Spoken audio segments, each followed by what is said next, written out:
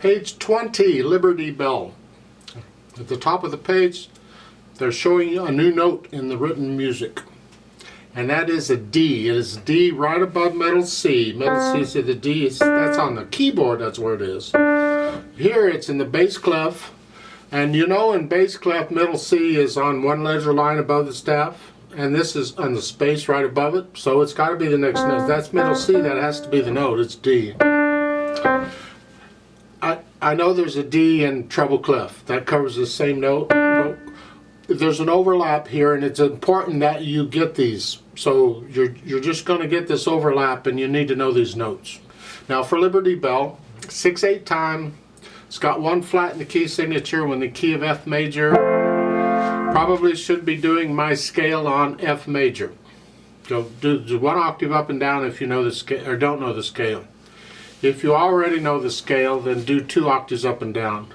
If you don't know the scale, don't try and do 2 octaves up and down. That's a mistake. Just 1 octave until you can get a grasp of the scale, because this is a little different than the other scales, so watch out.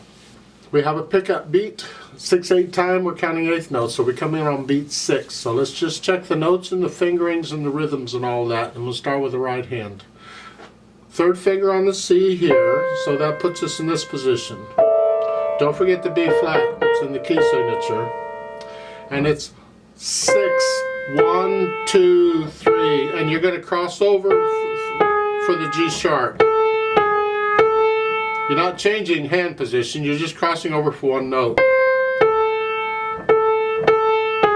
Then reach up for the little finger, and then here. So you're not really changing hand position, you just reach up. So you remember on the hand position, the thumb has to cover 2 notes sometimes, and the little finger has to cover 2 notes sometimes. It's just the way it is. And here you're doing that. Your little finger's just covering here, but your hand isn't moving because we still want 3rd finger here.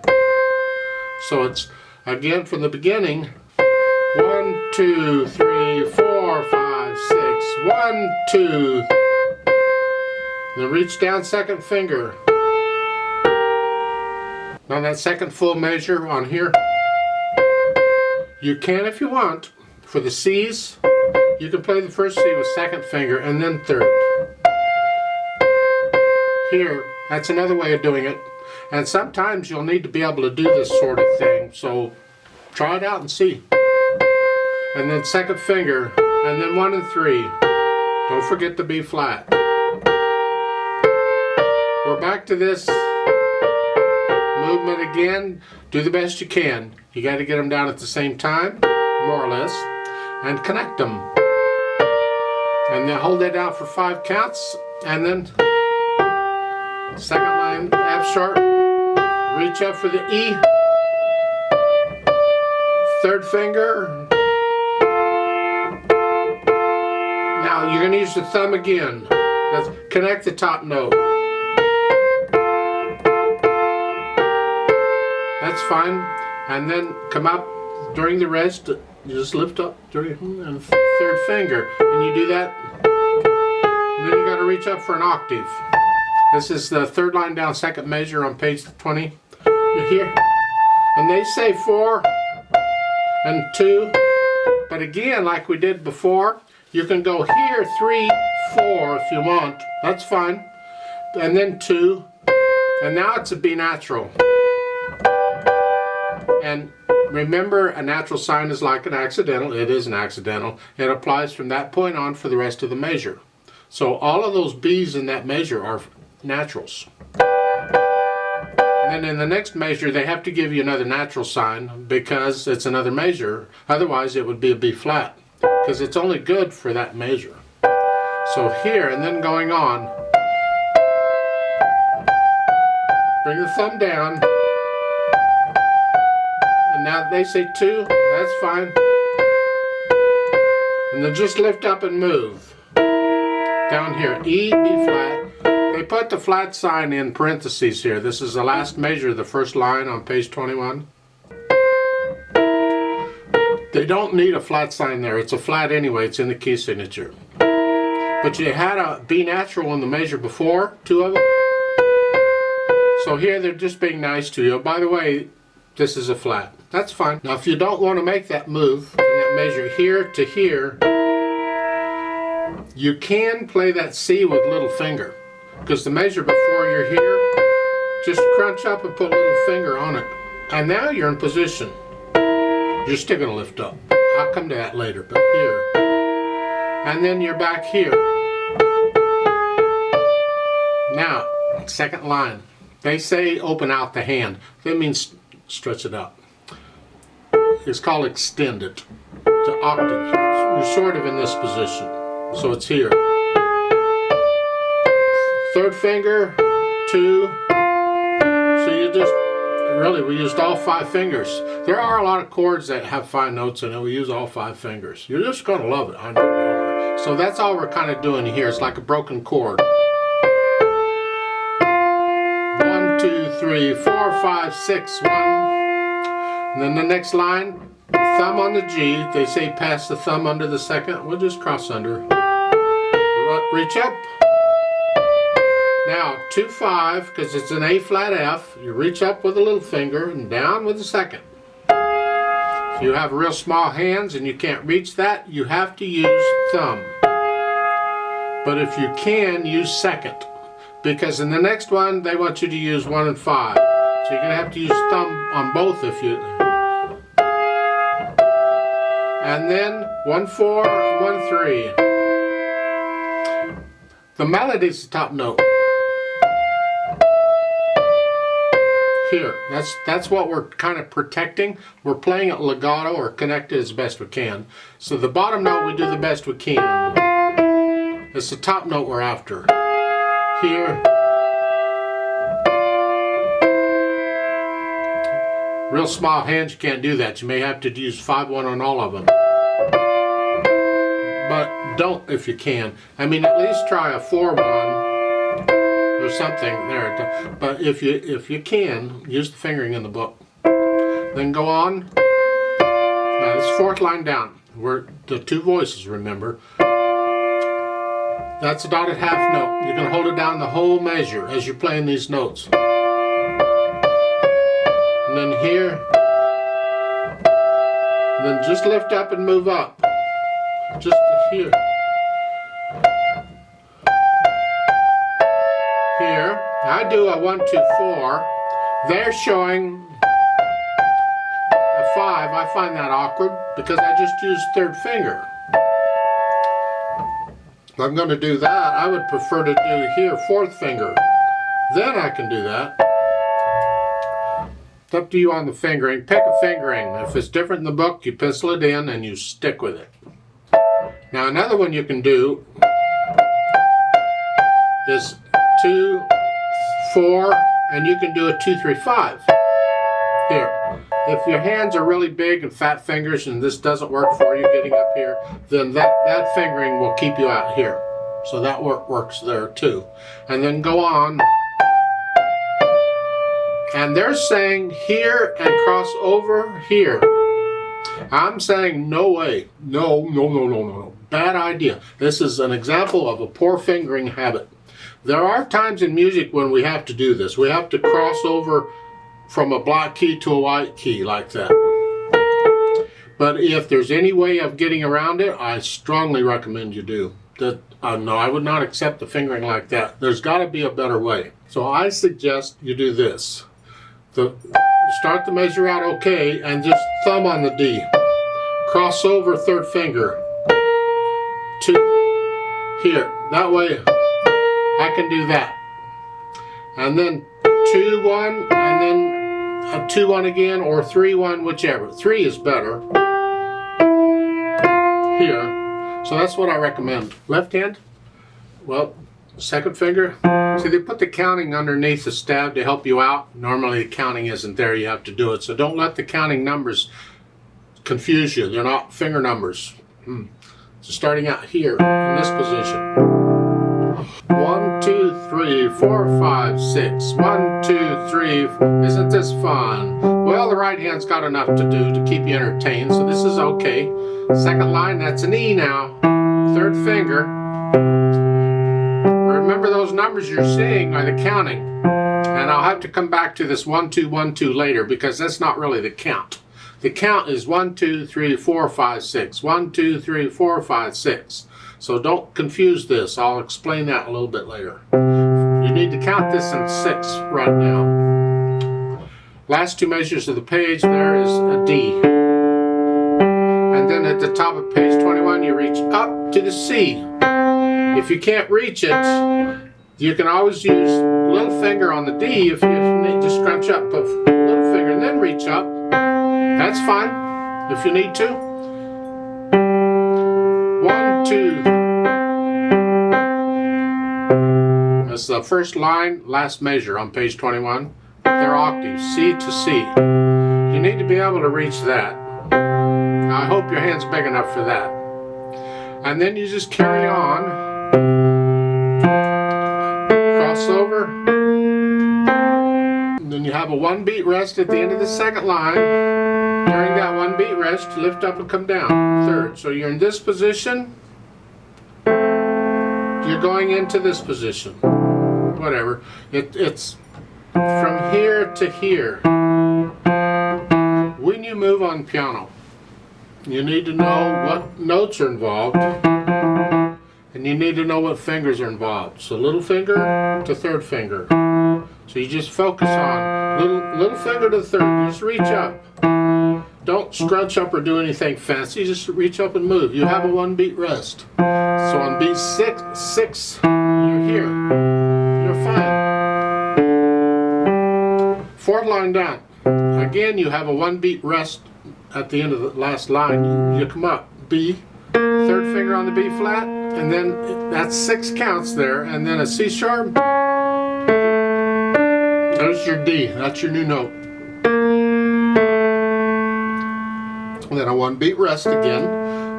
You have to lift up for the rest, but you're not really moving much because your second finger's right there. Just scrunch up. Octave, then a B flat. Thumb's okay on that one. And then I do a 1, 2 on the last one. You're showing 1, 3. I'm sort of in this position, so I do a 1, 2. Put the hands together here.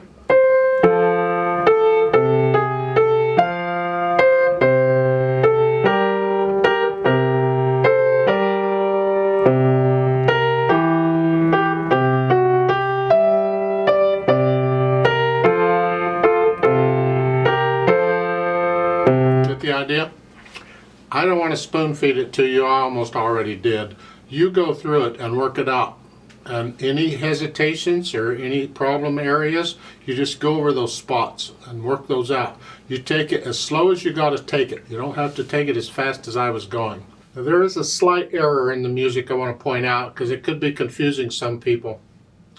On page 21, the last line in the first measure, you have a chord 1, 2, 3, 4, 5, 6. Okay? The left hand is simply 1, 2, 3, 4, 5, 6. The second B flat in the left hand is in the wrong spot. It should be under the D. Right there. Those two. So it should be moved over a little bit. It's placed incorrectly. Now technically it's correct as far as counting it and playing it goes. But when you, in music and piano especially, you get accustomed to seeing the notes lined up so you can see which notes play together. And so when they do something like that, it throws it off. It's like, and that's not correct. So that B should be moved over a little bit. And then once you have it worked out, and your beats, 1, 2, 3, 4, 5, and that's a steady beat all the way through, then we can go back and add the articulation. And there isn't really any articulation to speak of except the slurs, the phrasing. And you simply lift up between the phrasing and the right hand. Play the left hand as connected as you can throughout, except for the rest, of course. So at the beginning, and here, now, I disagree with the phrasing, so let's talk about it. At the beginning, the phrasing starts with the pickup note. And now they're not showing any phrasing here. And then they're starting a new phrase. So it's like they're treating the whole first line as one long phrase. It's not marked that way, but they are. And in a way it can be treated that way. My problem is it can also be treated as two shorter phrases, because I can do this.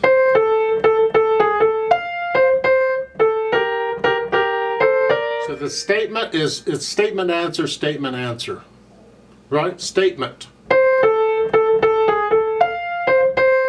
Answer. Or reply. Well, if I do it that way, in the second full measure, that A, that's part of the next phrase. So the curved line needed to end on the C, not the A.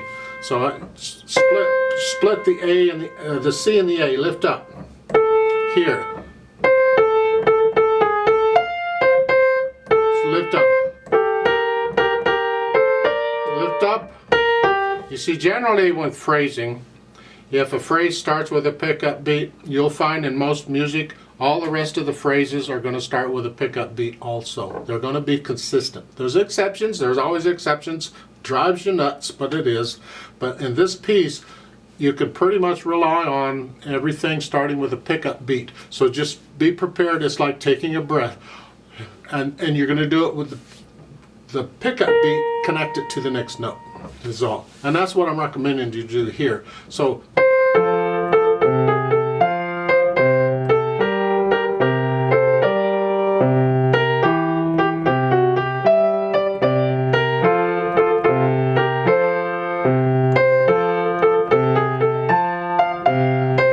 even here, lift up.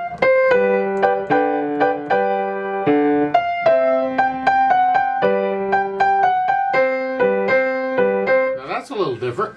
There, the phrasing wise, it's like the whole line is just one long phrase. Just kind of connect it as best you can. That's the way they're slurring it. If you want to play it that way, that's fine, because you can have slurs within a phrase. So it's here.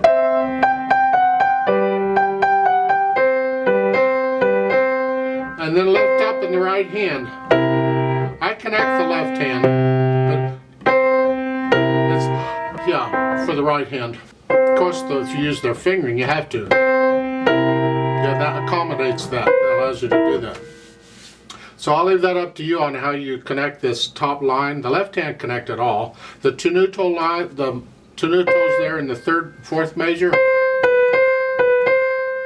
Not sure how they intended those. It's an interpretation thing. This is an arrangement. I don't know what the author had in mind on these tenutos.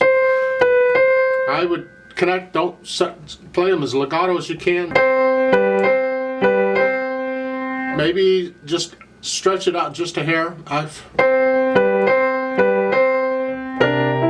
then go on.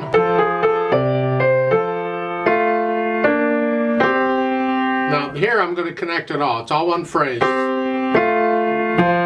And that F is by itself.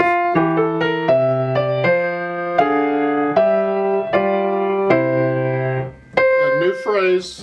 And again, we're holding these dotted half notes down. See, here it's like now it's a new phrase, but there's no pickup. The pickup beat went away.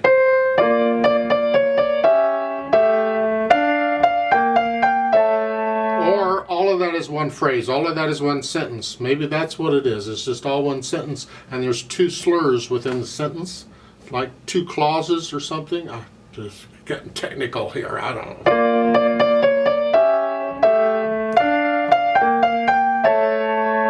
Now, and again, connect this.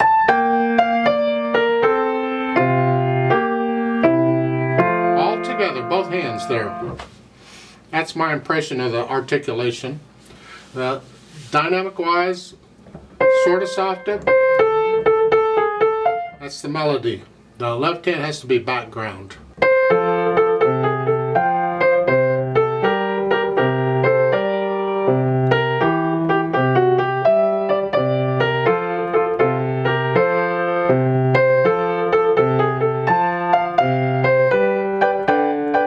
Now on these tenutos here, you can come up a little bit, just a little bit. mean, you're playing it must mean serious business here, so come up to maybe a moderately loud, sort of. Because now you are moderately loud at the top of page 21. That's the... everything else is under it.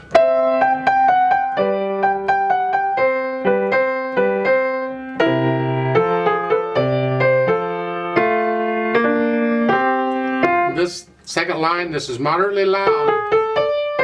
The left hand is soft.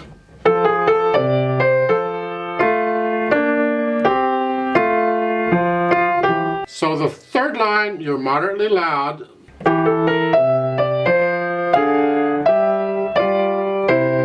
And starting with the pickup beat and the end of the line, that's soft. See, they put the P in the wrong place, so everything else is very soft. And there's a crescendo there. So span it out. You want to go up to loud, but don't get loud to the last measure. So I'm going to take it like a measure at a time. So on the fourth line, the first measure, I'm going to be soft. I'm going to go up to medium soft. Up to medium loud. Now loud. Don't get loud to there. That's the climax of the piece right there. Again.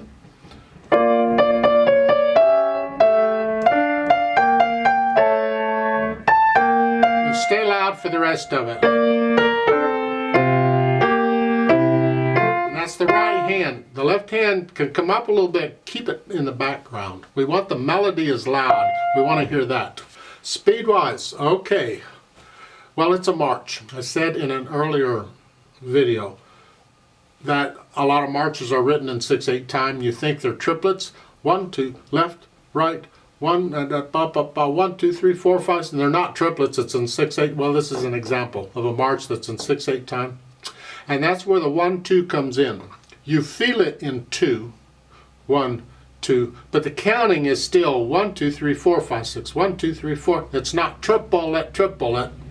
So you feel this in a left, right, and the metronome there is a dotted quarter note. Is 92. Well, that's the feel. That's just a suggestion. It has to be accurate first. So you take it at whatever speed you can play it accurately, but it's not a fast march, so don't make the people run down the street. They're just marching.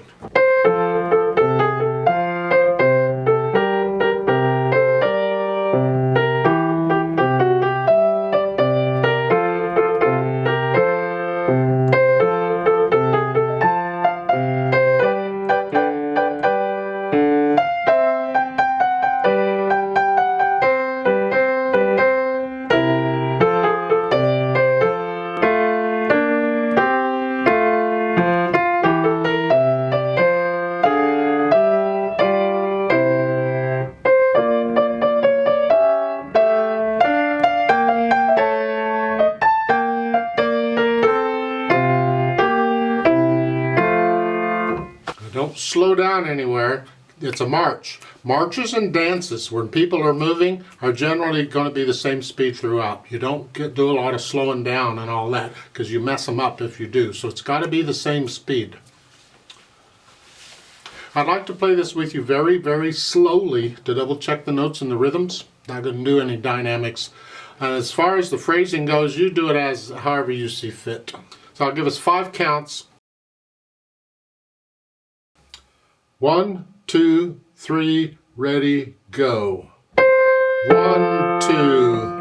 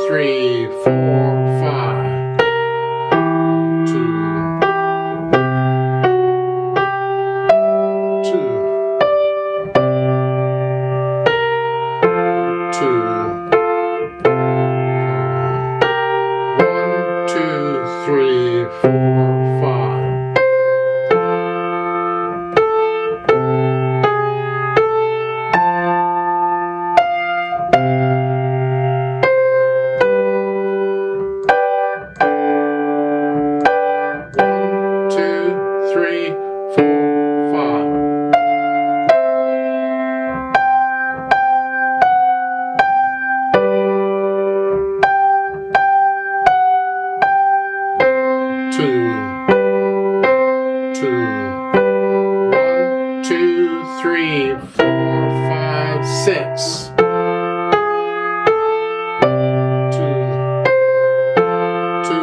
3, 5, 6. 2, 3, 4, 6.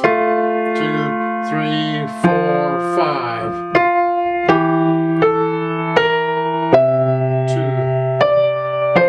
2, 3, 5, 6. 2, 3, 5, 6. 2, 3, 4, 5. 2,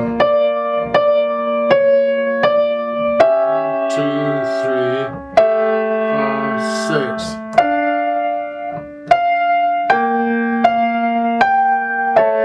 2, 3, 4, 5. 1, 2, 3, 5, 6. 2, 3, 4, 5, 6. 2, 3, 4, 5. Rest.